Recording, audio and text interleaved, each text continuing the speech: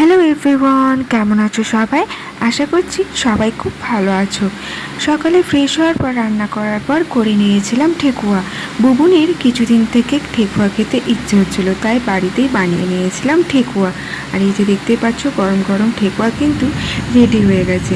সেদিন কোনোরকমভাবে video capture করা হয়নি, কারণ সেদিন রাতে বুবুনের খুব বড় অ্যাক্সিডেন্ট হয়েছিল, কিন্তু তাও লেগেছে কম। তাই আমরা পরের দিন সন্ধ্যাবেলা বেরিয়ে পড়েছিলাম গ্রামের অষ্টপ্রহরে।